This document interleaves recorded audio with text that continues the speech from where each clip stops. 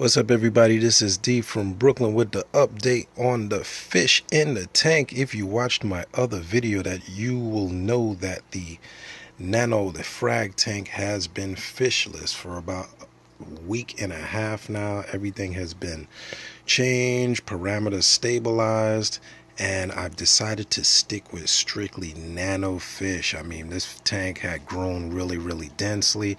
The corals grow over everything really quick, and I'm gonna stick with nano sized fish because it is actually a nano sized tank.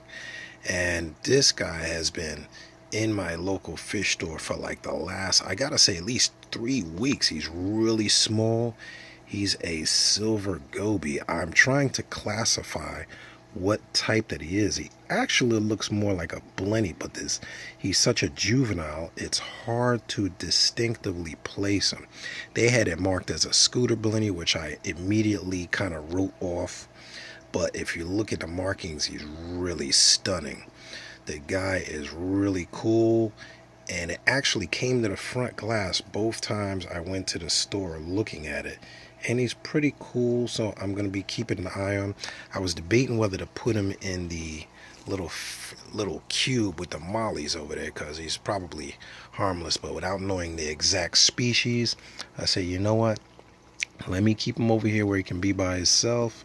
There's nothing in here but the invertebrates, the coral, which have actually benefited since the fish are gone and not bother them. Although my giant snails like to crawl over every damn thing, as well as Spike, which constantly breaks off frags. He's in his little spot. If you can see it, urchin spines over there. He broke a nice piece off the other day. I forgot. Oh, there it is. Broke that nice piece off. I was like, come on, Spike, really? The first piece he broke off really grew really nicely. It's all pavona coral. Looks really cool. But that's why I figured I'll get really docile or kind of just peaceful, slow swimming fish for this tank. And this is my first one. It's really cool. If you have a better classification, which is really odd getting the fish and not knowing the exact classification, but since this tank has no other inhabitants at the time, this is a good time for me to do that. Drop it in the comments below. It's really cool, like it. Other than that, everything is really growing really quickly. Something about being a fish-free tank, it kind of sends all the other inhabitants really into some sort of tailspin. I don't know why. Maybe it's less nutrients, whatever. But till next time, this is D signing off, showing you the new fish. The acro is looking like it's coloring back up. I don't know if it's that or algae growing over it, but it's getting its green back. I hope that it is recovering.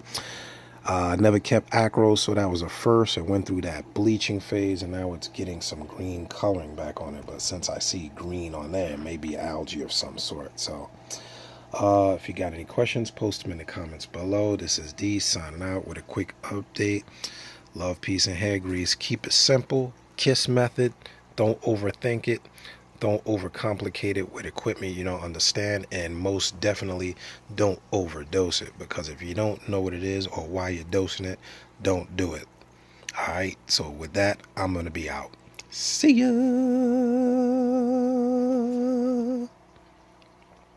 Next will be an update on the main reef.